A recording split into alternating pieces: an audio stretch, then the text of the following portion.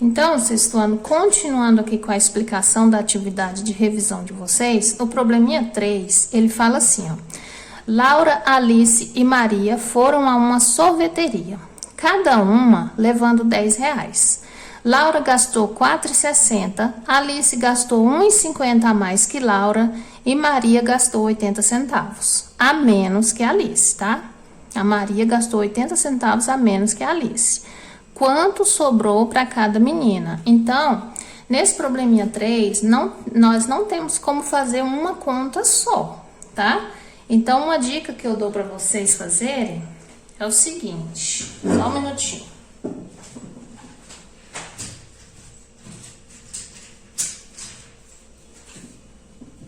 Vocês vão pegar e colocar separadinho aqui, ó.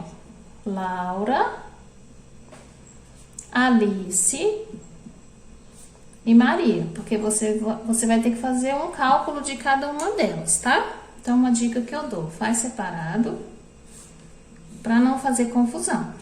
Cada uma delas levou para a sorveteria R$10, tá? Cada uma tinha R$10. Aí, você vai fazendo as anotações, os cálculos, tá? Para chegar ao resultado final, que é quanto que sobrou de troco para cada um, tá? A Laura levou 10. Aqui no probleminha fala que Laura gastou R$4,60. Então, para mim saber quanto que sobrou para Laura, eu vou fazer R$10 que ela levou menos R$4,60, tá? Vai ter que pedir emprestado, certo? Aqui no probleminha da Alice, fala que a Alice gastou R$1,50 a mais que Laura. O problema falou para nós que a Laura gastou R$4,60. Então, para saber quanto que a Alice gastou, nós vamos fazer R$4,60 mais R$1,50, né? Por que mais? Porque o problema fala que a Alice gastou R$1,50 a mais que a Laura. Fazendo essa conta aqui, nós vamos descobrir quanto que a Alice gastou, tá? Quando a gente descobrir quanto a Alice gastou, a gente vai fazer R$10 menos o valor que ela gastou e vamos descobrir o troco dela. A Maria também levou R$10, mas o probleminha fala que Maria gastou 80 centavos a menos que a Alice, tá? Então, primeiro você descobre aqui quanto que a Alice gastou, depois você vai pegar o valor que a Alice gastou e fazer menos 80 centavos para você descobrir quanto que a Alice gastou. Descobrindo quanto a Alice gastou, aí você vai calcular o troco de Maria, tá? Aí, depois você vai colocar a resposta escrevendo o troco de cada uma, tá ok? Na questão 4, Pamela comprou uma sapatilha por R$70 e um conjunto de colar e brinco por R$50. Pagou com uma cédula de... pagou com 3 cédulas de R$50. Quanto recebeu de troco? Então, a primeira coisa que vocês vão ter que fazer aqui é calcular quanto que a Pamela gastou. Ela comprou uma sapatilha de R$70, ela comprou um conjunto de colar e brinco por R$50, né? Então, primeira coisa, somar tudo que ela comprou e descobrir quanto que ela gastou. Depois, aqui fala que ela pagou com 3 cédulas de R$50. Então, 3 cédulas de R$50 é quantos reais? 3 vezes 0, 0, 3 vezes 0, 0, a vírgula eu conservo, 3 vezes 0, 0, 3 vezes 5, 15, né? Então, 3 cédulas de R$50 é R$150. Para descobrir quanto que a Pamela recebeu de troco, você vai pegar R$150, que é o que ela levou para pagar, e vai fazer menos o valor que você encontrou aqui, que foi o que ela gastou. Aí, você vai descobrir o troco dela, tá? E aí, você vai colocar a resposta aqui. Ela recebeu de troco. Aí, você vai descobrir aqui e colocar tantos reais, tá bom?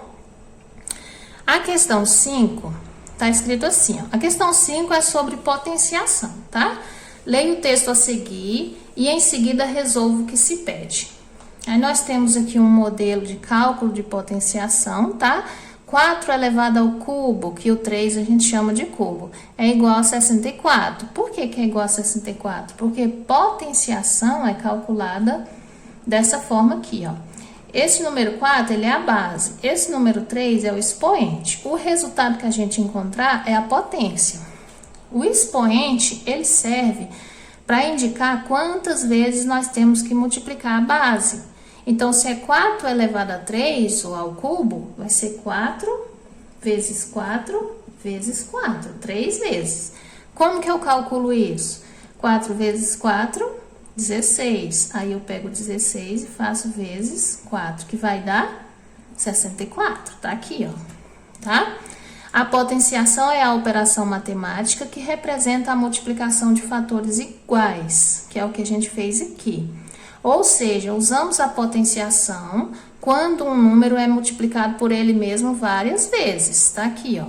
Quem vai indicar quantas vezes que é para multiplicar é o expoente, esse número pequenininho que fica em cima, tá?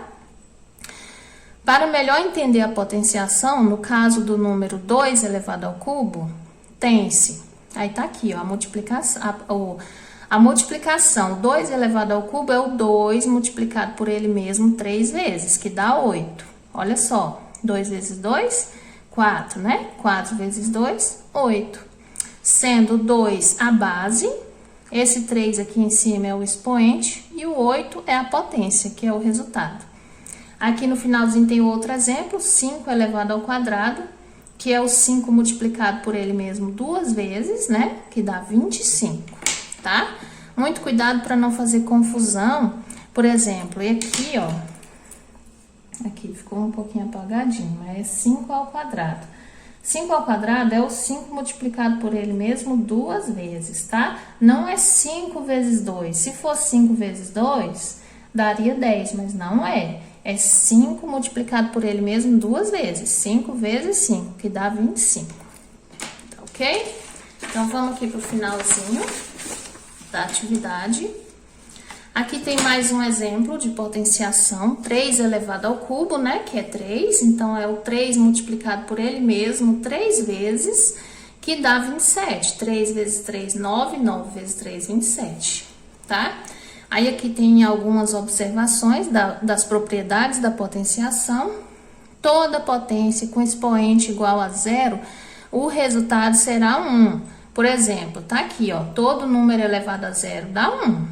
E todo número elevado a 1 é ele mesmo, tá? São duas regrinhas da potenciação.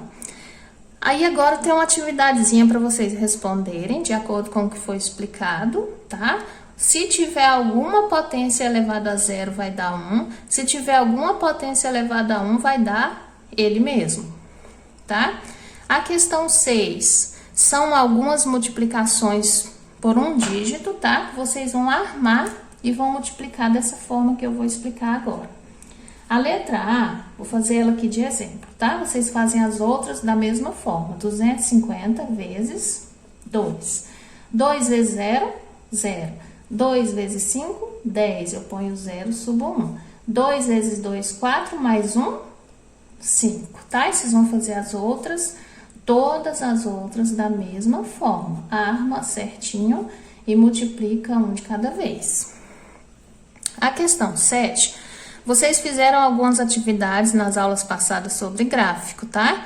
Então, essa atividade aqui é só para vocês olharem, analisarem esses dois gráficos que tem aqui e escrever na frente que tipo de gráfico que ele é. Esse aqui é o quê? É um gráfico de barra, é um gráfico de coluna, é um gráfico de setores, é um gráfico de linhas ou é um pictograma? No texto de vocês tem, tá? Pode voltar lá e dar uma analisada. Esse aqui é o quê?